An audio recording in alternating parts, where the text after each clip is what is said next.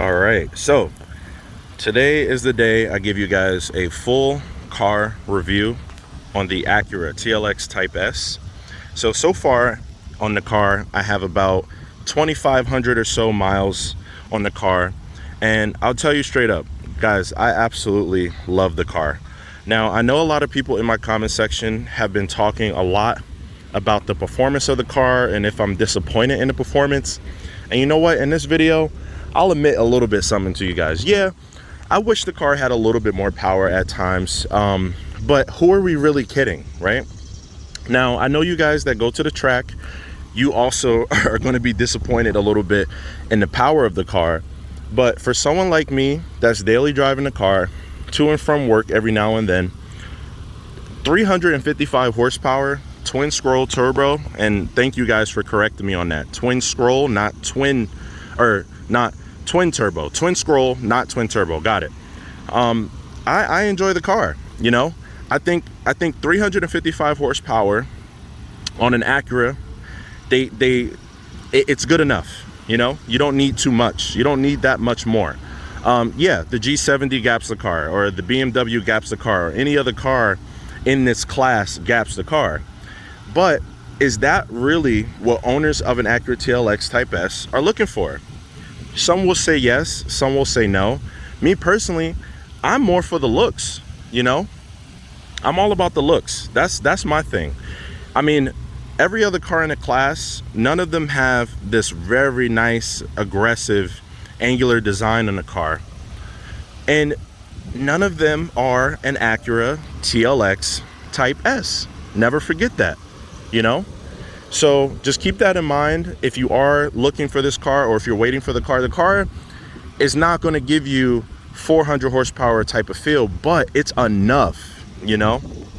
And that's basically where I'll keep it. I enjoy the car. I love the car. I think you guys will enjoy it too. I mean, look at the color. Amazing. Oh, also, let me also mention this.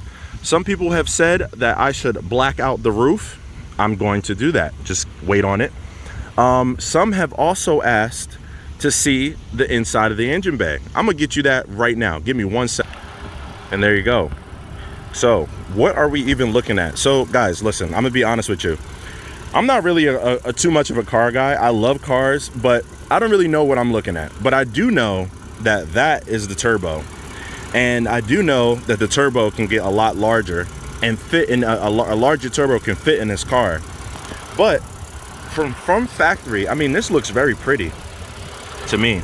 This looks very pretty to me. Look at this. Looks amazing. So I'm going to be getting an intake. I'm going to be doing all the stuff that you guys want me to do. It's going to take me a little bit more time to do so because I don't have the funds like other YouTubers, okay? So if you guys want to help me, I will think of ways that you guys can support me so I can get these amazing mods. If you guys have any suggestions about what I should do in order for you guys to help me get the stuff that you want to see me put in the car, let me know in the comment section below. Also, I do want to drop the car a little bit. I want to add some springs on it, but I want to keep the adaptive suspension, right? So when you're in comfort, the suspension is nice and light, it's comfortable. When you get into normal, it tightens up a little bit. You get into sport plus, the suspension is a lot more tight, a lot more responsive, and I want to keep that, but I do want to drop the car a little bit. I want to close that wheel well gap, and I think the car will sit really well. Maybe even get some spacers to bring the wheel out just a little bit, maybe get a little meaty look in the back, never know. But if you guys have any suggestions about any parts or any equipment that I should get, please drop those comments in the comment section below. Also, if you are watching the channel and you want to see more of the Type S, you want to see me drive the car more, you want to see me do certain things, let me know in the comment section. I'm willing to take suggestions. I'm here, I'm open, I'm down to talk to you guys. Yeah, I mean, that's pretty much it, you know. So here's my exterior review. I love the car looks great, it's very fun to drive. I don't think you'll be disappointed if you do get the car, because at the end of the day, you have a Type S and no one else does, you know. And I believe I heard that the Type S is only going to have, or the 2021 model is only going to have only 2,000 models. So here I have one of them, right? And all the other people in my comment section, you guys are getting one, congratulations. But there's only going to be 2,000 of these cars. So I really want to make sure I take care of it. Yeah, I have a few things I need to take care of on the car, but what I'm going to do now is I'm going to get inside the car and talk a little bit more about the miles per gallon, the interior settings, and everything you can do on the inside. That way you guys can get a full understanding of the value that you get in this car. There's a lot of value that you get in this car that a lot of people don't seem to want to take into consideration when they see that Acura only put 355 horsepower in the car. Guys, Acura packaged a lot of luxury features into this car that other competitors, and please correct me if I'm wrong, that the competition will charge you so much to have, right? And you get a standard in a Type S. So keep that in mind, and I'll be right back on the inside. So first place I'm going to start is the navigation system. So let me tell you guys something really quick. Now, I know a lot of cars, they have Android Auto and Apple CarPlay, which this one does. It's great. But I've been having a little bit of an issue with my cord that connects my phone to the car, and that is giving me issues with the Android Auto. So it's been turning on and off constantly. So I have to get a new cord, or the port in my phone is busted. But anyway, that's another story. I just wanted to let you guys know that the navigation in this car is actually really, really good. I highly recommend that you try to use the navigation, the native navigation in a car. I like it a lot. The car actually has a ton of settings. Now, getting used to this touchpad situation is going to be a little bit of a learning curve if you've never experienced it before. But you got your home, back setting, and obviously your pad here that controls where you are. Now, so if I'm here in the corner, it's going to put my cursor there in the corner. If I'm down here, if I put my finger there, that's where it'll go. So it kind of works that way, where it's like bridged off, and they did pretty well with it. A lot of settings, and I really think you guys should check out the nav, because it's really good. They have a lot of good stuff that you need. So let's go here in the middle. So we got your climate control, very basic, nothing too special there.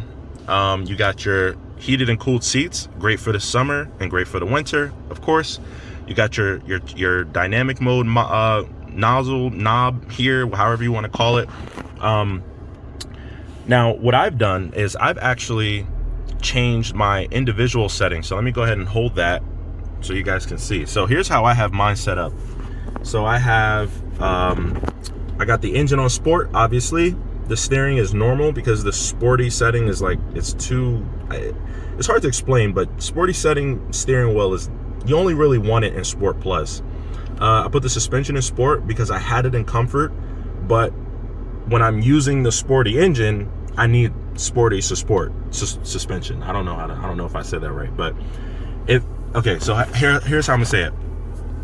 When you're in the sportiest setting for the engine, and you're driving in the sportiest setting for the engine, you're gonna want your suspension to be as tight as possible. I'll say that. I got the idle stop enabled on my individual settings because it's really good for gas savings, and then my lighting inside is on sport. That's it. So whenever I'm ready to like get up and go and I'm in comfort mode, right? So I come here, boom, normal, once again, comfort. And then when I want to get out of comfort into sport really quick, because somebody pulls up or they want to have a little fun, I could just boop, pop it. I'm in sport mode already, just like that. So if you're in a place that has a ton of traffic, this button will be your best friend, because it allows you to take your foot off the brake and it holds the brake for you. And this is how you turn the idle stop on and off. I usually leave it on. Sometimes I turn it off when I don't need it. And let's go ahead and come over to the steering wheel. So the steering wheel doesn't have too much going on for it. So you got the power button over here, you got your knob that controls this side of the screen here, you got your volume button, your voice recognition, your back, your apps. So if you hit apps, that pops up, and then you can customize the screen with this scroll wheel. So let's hit back there, get out of that. And then over here you got your cruise control. You have this knob to change the different dials inside here. Oh, it looks like my oil life is at 70%. Look at that. Do got to get an oil change soon.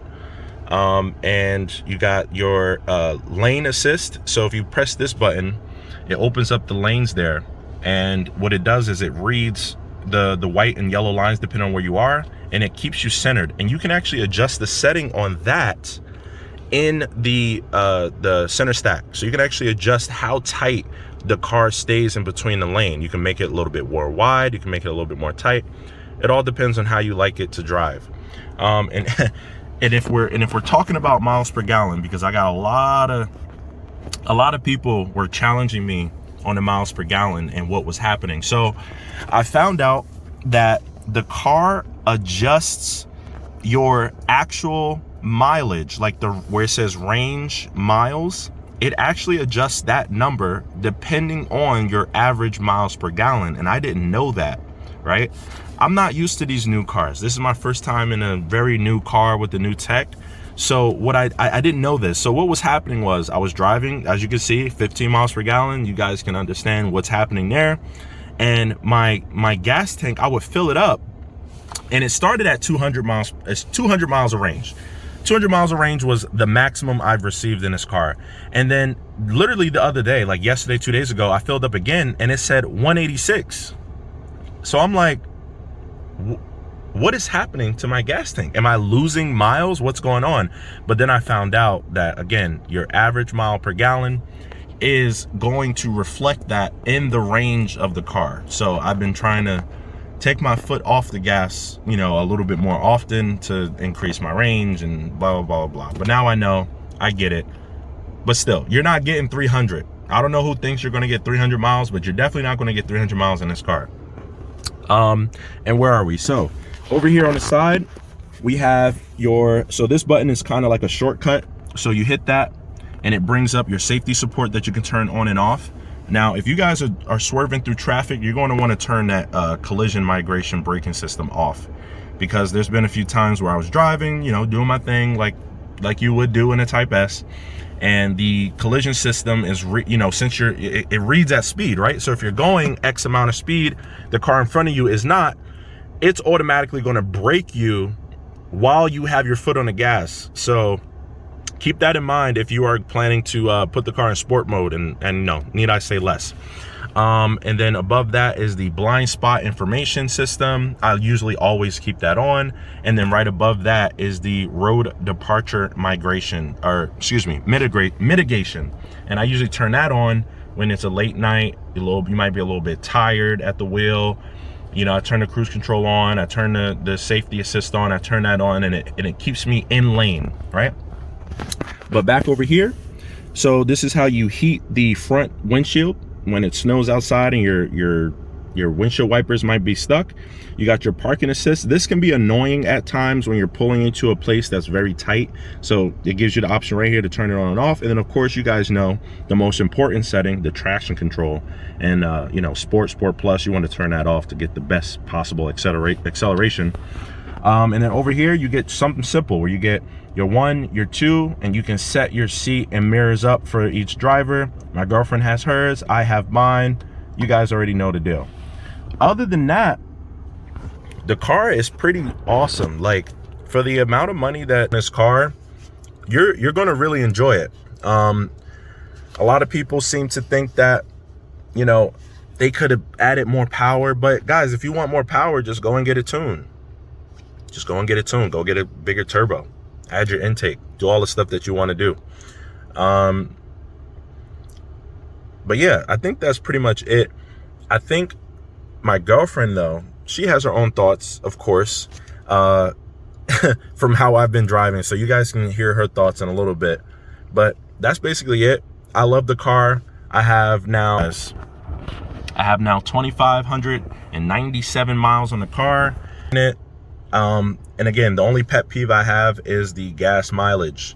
If you want 20 miles per gallon, 29 miles per gallon, whatever they say on the sticker, you're going to want to be in comfort mode, using that cruise control as often as possible and letting the car drive itself.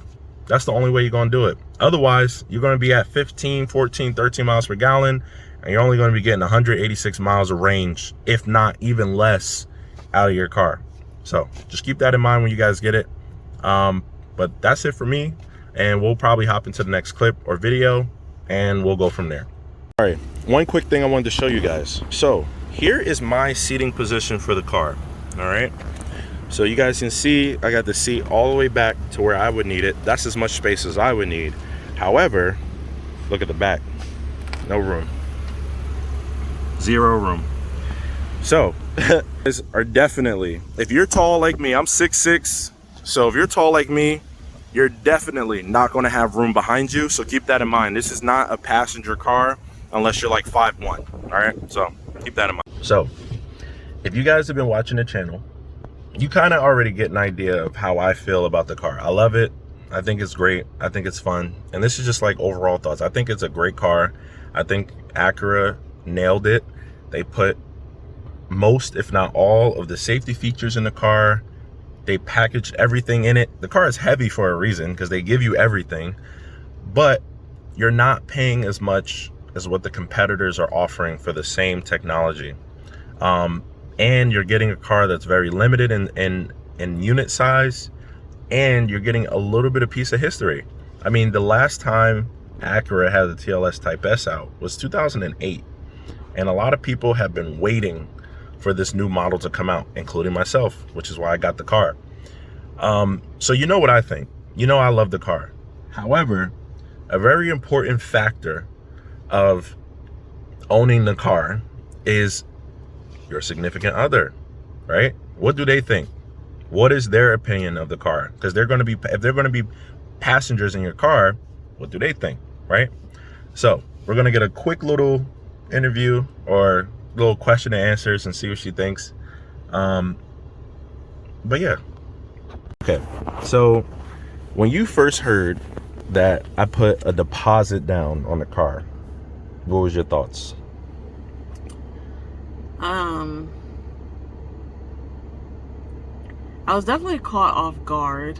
That is for sure, because I thought we were going with the Tesla. So I was caught off guard when you said you put down a deposit for a car that I didn't even know was out, that I didn't even know was a car that you were like interested in. So I was definitely taken off guard, but not in a negative way. It was just shocking. Right. And then the amount. I already made the payment, and then tell me after the fact. Yeah. So okay, so now that we've owned the car now for, I don't know, what, 2,500, almost 3,000 miles already. Yeah, I mean, I've been driving it, right? Jesus. Yeah.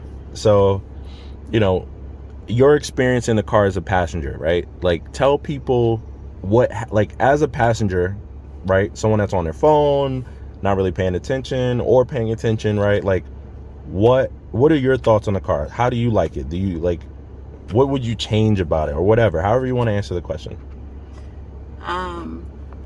It's a nice car. I wouldn't personally, I guess, no, I lie. Like with my car, obviously I have the Elantra, but when I look for a car, I look for back seat and trunk space.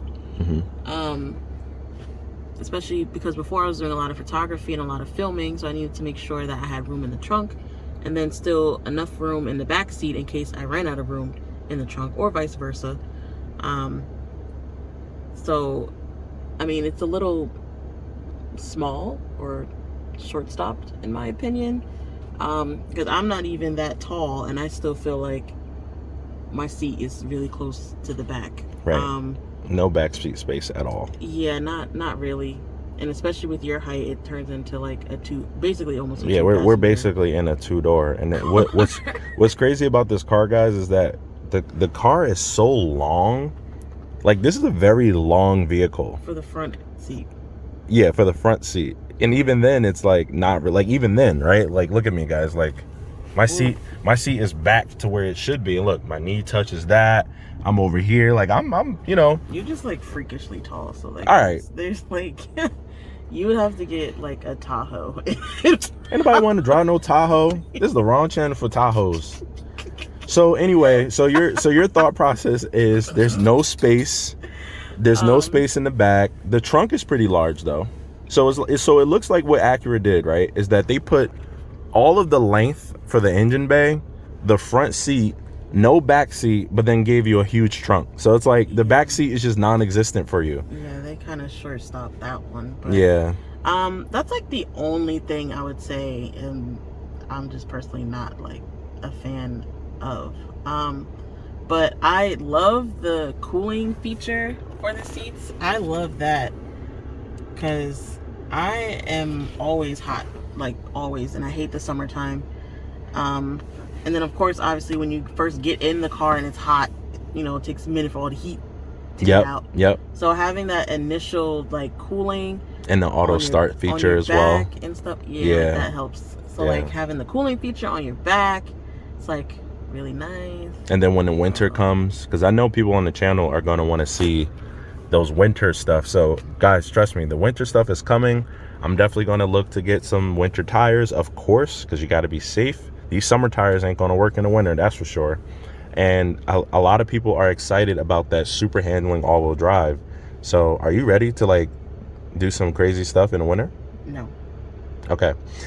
So you've driven the car as well, right? So like, what do you think of like the acceleration and stuff? Like, how do you feel about, because there's been some moments where you said that you feel dizzy or you feel like nauseous and stuff from how I was driving. Yeah. That should say a lot, by the way, guys. Like, she has felt nauseous or dizzy based off of how I was driving. So I do drive the car.